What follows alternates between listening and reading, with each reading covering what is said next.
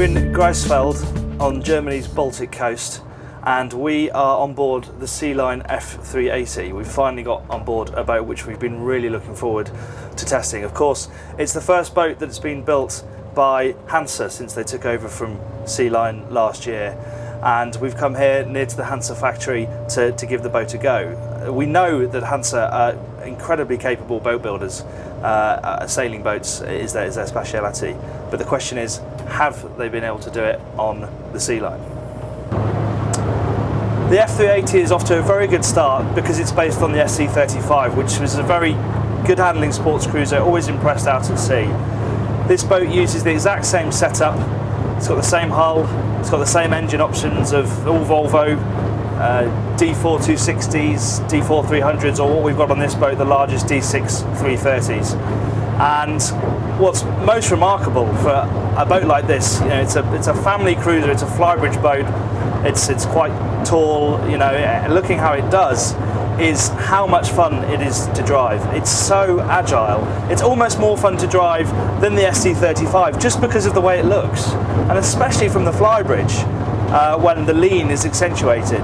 It's some of the most fun I've ever had behind the wheel of a boat. And as you can see now, it's just so easy to throw it around. Lovely light steering. I mean, really, if you'd like to drive a boat like this, there is nothing better than stern drives, and they work brilliantly. And what's really nice, I haven't driven a stern drive boat for quite a while, is the amount of adaptation you have because of the fact that you can move the legs and you can also move the trim tabs. So fine tuning is very easy, but to be honest, I found today that actually she runs nicest with the legs right in and the tabs sort of midway down, and she trims nice and flat and goes along beautifully. Sea Line has always been able to build a very good helm station, and I'm pleased to report that the F380 is no different. This is, for me, the perfect driving position. I've got the wheel nice and close to me, the throttles also. I can sit right back in this bench seat, which also slides, and I can reach both the throttles and the wheel really well. You can see and reach the chart plotter really easily. Also, the same case for your navigator. You have all the engine information right in front of you, just where you want it. And crucially, the view out is excellent as well. Once she gets over the hump, she trims nice and level, and if you didn't want to, you wouldn't have to use any tab to have a nice view forward. And then there's nice little touches like you get a bit of air very easily through this very simple sliding window, and even this leather armrest right here just falls perfectly for you to lie back and rest your arm on and just munch the miles away.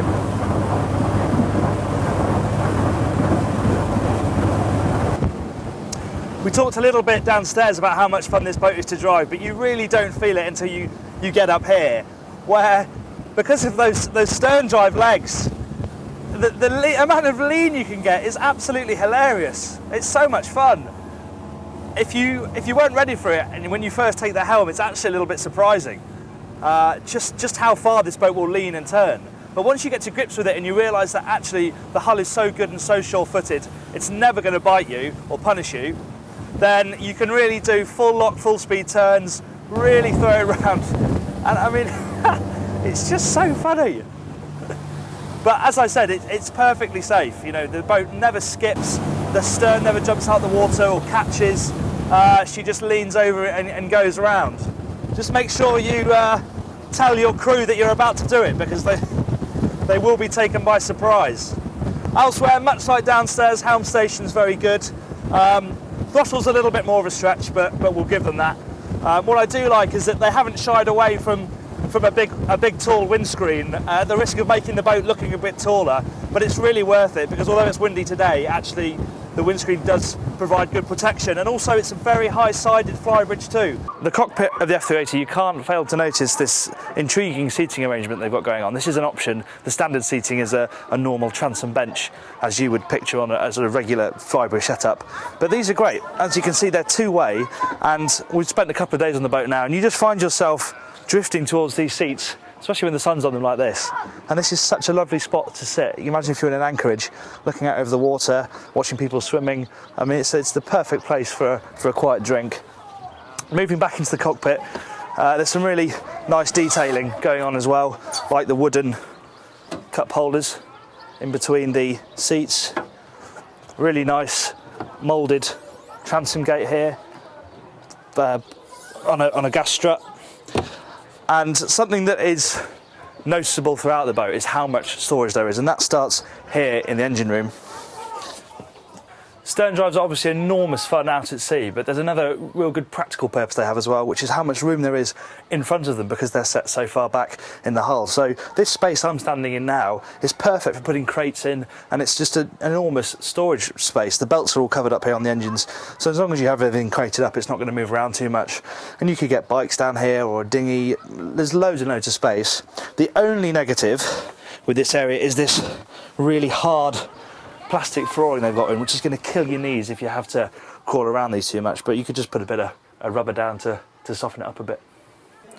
We did a video review of hull number 1 of this boat at Dusseldorf Boat Show, which you can find on the MBY website or on YouTube, and they've made some changes on this is hull number 2, and one of the main things is the new flooring they've put in here, which is a really nice walnut, and it looks really classy, feels classy, and the combination with this sort of cloth on the saloon seating, it just feels very cosy and very homely, and it's you know, so it's a real good start of things in the saloon. And as I mentioned in the cockpit, storage again plays a big part in here too. So you have this vast locker in the floor, which you can put all sorts of cupboards in there. They've got the canopies in here. It's a really good space.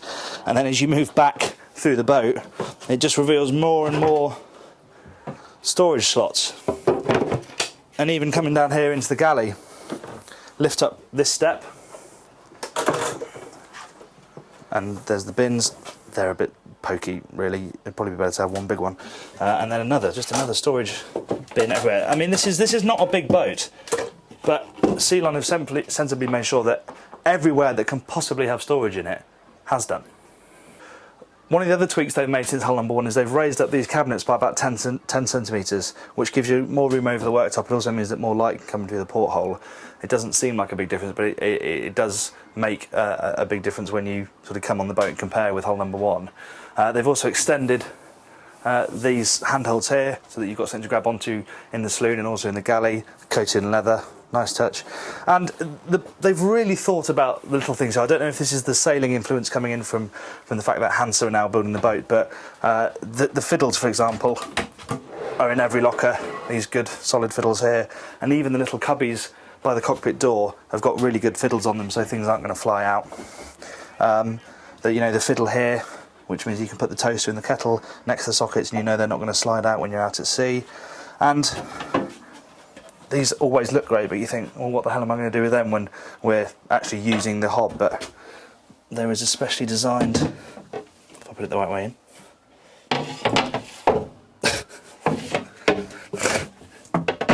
there we go, slot for both of these.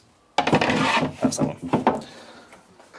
This massive, great chunky table can actually be moved around on the boat. You'll need 2 of you to do it, obviously, but you can do it. You can see there's fixings on the floor down here where you can fasten it over this side and keep it solidly in place if you've turned the dinette into a 2-person berth. And you can also take it right outside and fix it in the cockpit too. One thing that Lester pointed out earlier is a good point, is that these would be much more useful if they were 3-part sliding doors, meaning they slid further back, giving you more of an aperture here, something that maybe they could look onto on future models. But this is a nice touch.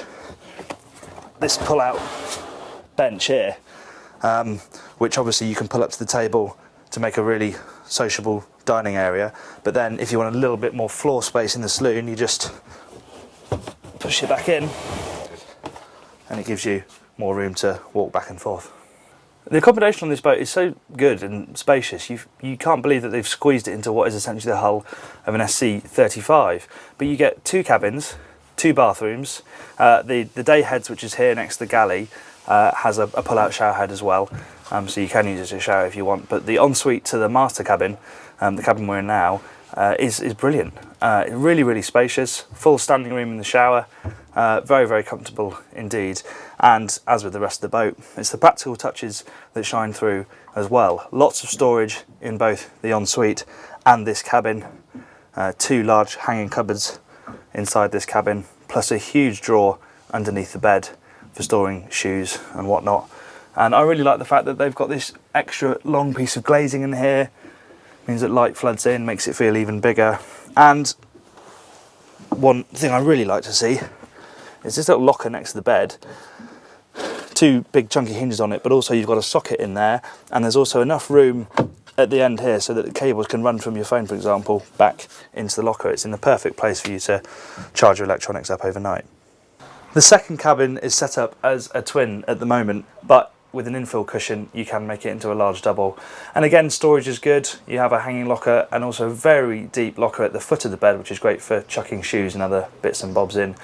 And of course this cabin also gets the benefit of the hull window, so there's a reasonable amount of natural light in there as well. And the only place though that you can really stand up to get changed is by the door. So yes, Sea Line is now German, but the signs are really good. The F380 is a really interesting prospect. It pretty much has this section of the market to itself, say for maybe Galleon, who are doing a similar sort of thing. And it's real Sea Line core market this. It's a great family boat, safe, practical, spacious, good fun. We really liked the look of this boat when we saw it 2 years ago, and we like it even more now we've been on board.